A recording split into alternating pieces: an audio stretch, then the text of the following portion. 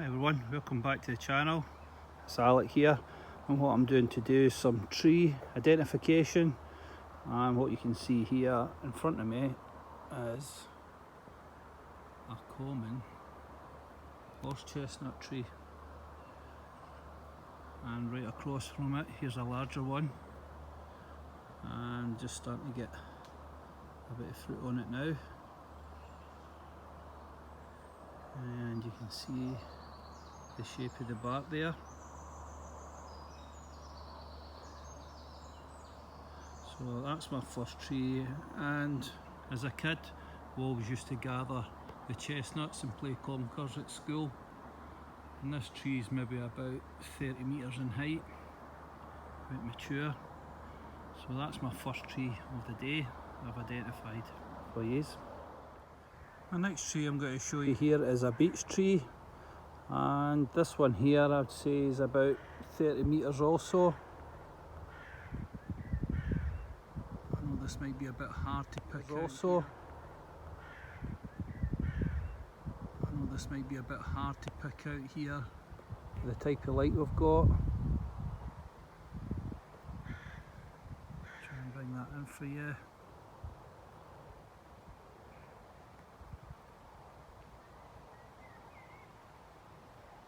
There we go, so this is a beech tree. And it's starting to fruit, small nuts.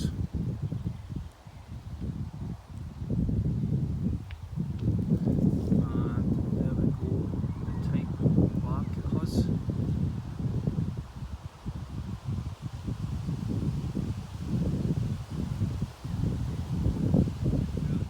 European beech tree, and I would say this one's approximately 35 metres in height.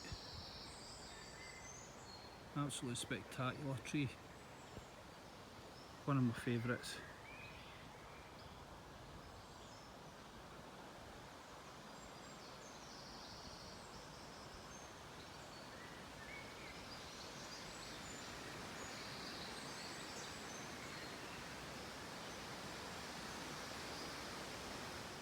And I've always called it a copper tree because of the copper coloured leaves. It is the European beech. There's the leaves there. And these trees can live for a long time, between 200 and 300 years. I've got that type of capability. And here's the trunk. And the large ones, I've seen them grow to about 8 feet wide.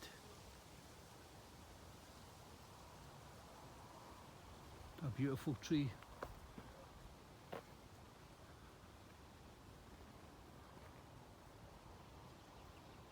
There's the leaves.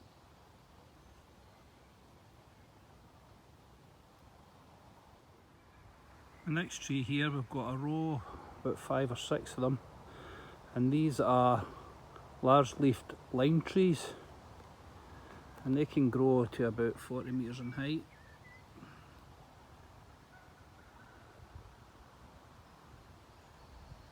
And I've got one right next to me, I'll show you a bit closer up. So here it is, and nice and close. This is the type of leaf it has. And all these small shoots shoot out from the lower bark. Here's the underside of the leaf. And this is quite a common tree in our area. And I've used this tree in the past for my hearth boards when doing my bow drills. So this is one of the trees I like to kind of use for that. And they seem to be plentiful in these farmers' estates round about where I stay. This next tree we see in the background here, it's more like a shrub, is the common grey willow. You can see the shoots shooting up here from this down tree here. And this is quite common in this area. take it up and show you the leaves. So this is the type of leaves it has, and it has a nice smooth bark to it. And as I say, in this area this is actually quite common, and it seems to come down fairly frequently in the high winds, and usually associated with damp areas, and you find it along the side of rivers and streams. And this can grow about 15-20 metres in height.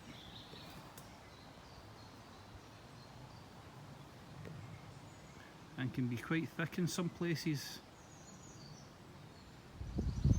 The next tree I have here then is the yew tree, an evergreen tree, grows to about 20 metres in height. And I always love the character of this tree and the shape when you come underneath it. Always has spectacular arches, as you can see, and I always think this is the old man of the woods. They seem to grow forever. A very poisonous tree to be putting in the fire and burning. The fumes off it can be very poisonous. And also, don't cut any of your spoons or any of your utensils when you're out doing a bit of bushcrafting.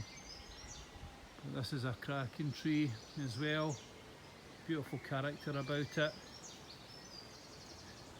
Very old and majestic. It's got that gnarly type grain to the bark,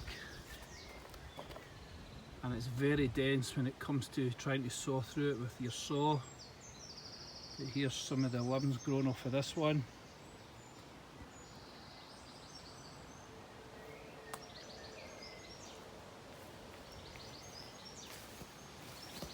This is us underneath the canopy of it. Provides good shelter from the rain. And here's the type of leaf it has. As I said, it's evergreen, so it stays like this all year round. Right, that's our yew tree. The squirrel there. Right, where the squirrels just ran out of is a black pine, and that's not very common in this area. This is a nice mature one, and I think this will be quite difficult to pick out here with the type of light we've got. But there we go, large pines to it, and you can see this one's probably about 25 metres in height.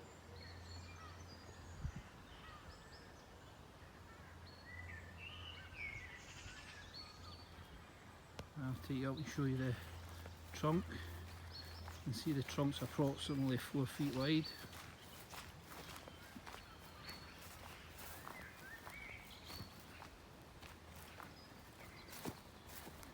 And this is the type of bark it has. Just close up. And this is the canopy. I think it's also known as a Corsica pine.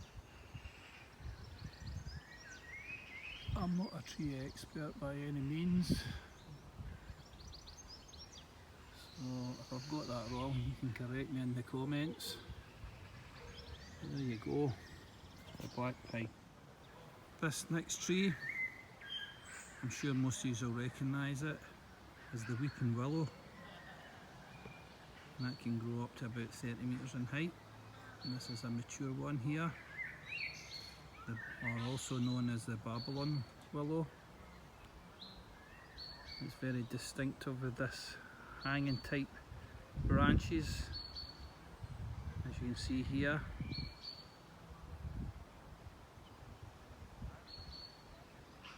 And usually associated with wetlands,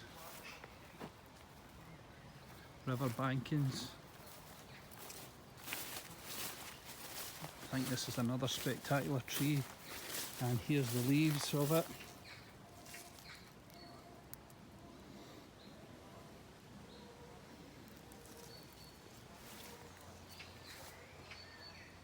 There we go, see underneath.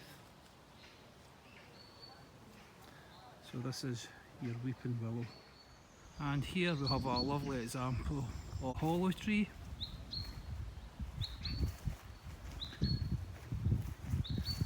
And usually associated with your Christmas decorations around the table.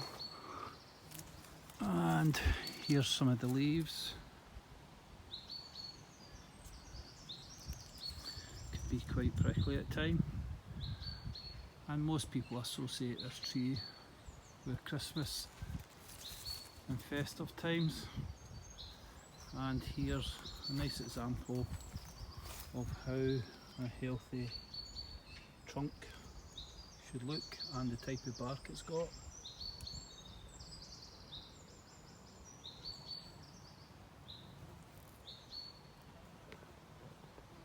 So this is our holly tree.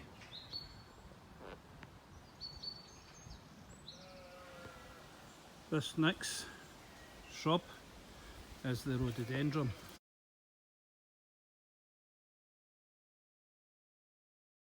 This is always one of the plants in the wood that gets the bees, and as you can see there's one there. Yeah, the nectar.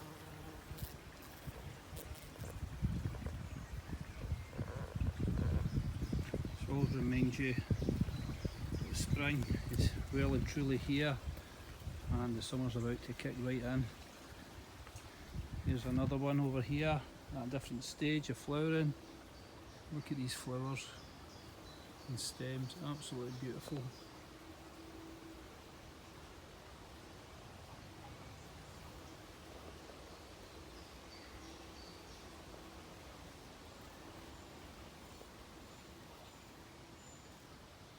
This one here, say, is approximately about 4 metres at the moment.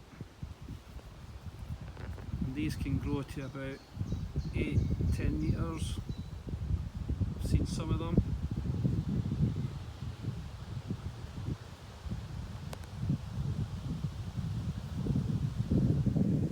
And this is the common oak.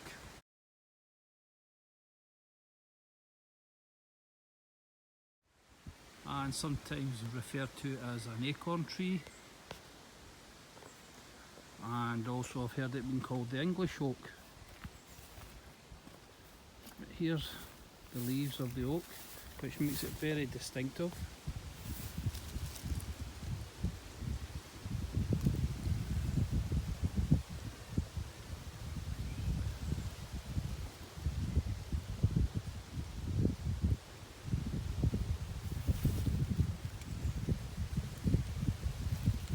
And here's the underside.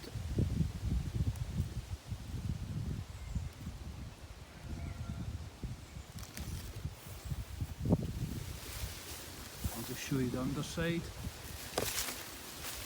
You can see the small clusters coming out from the trunk.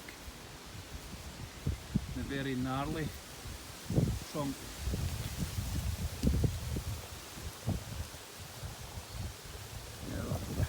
It's typical. Here's a hawthorn in front of me, so I can get into it. But I'm sure that you can pick out the shape of the bark. And this is your common oak.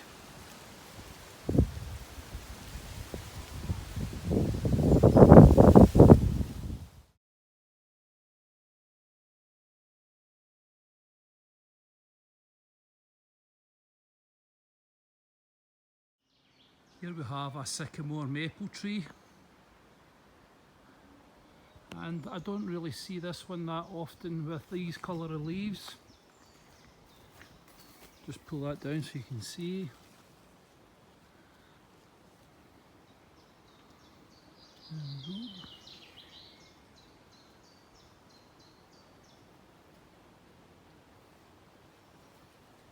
Another one of the deciduous trees that's very distinctive due to the shape of the leaf.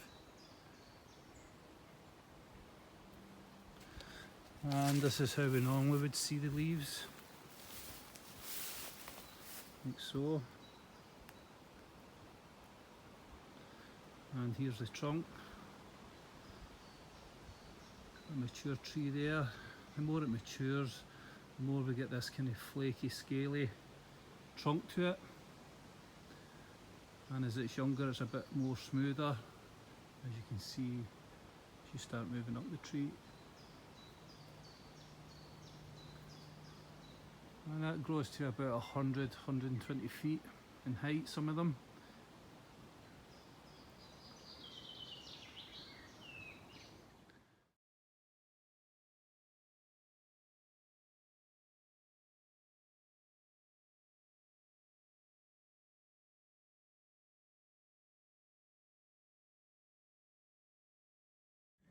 The next tree I'd like to show you then is the western red cedar, and here's its leaves.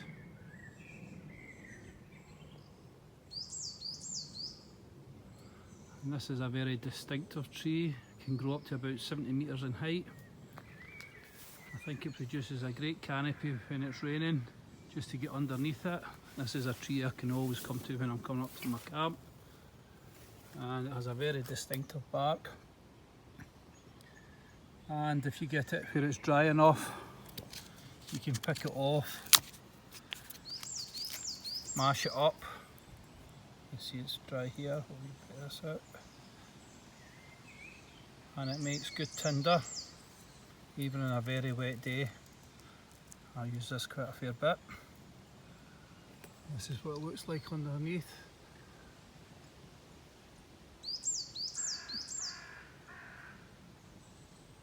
And the branches I find, and a lot of these can come all the way to the ground, and you can see this one's approximately 5 feet off the ground. I'll take you out and show you this tree, another great example of it.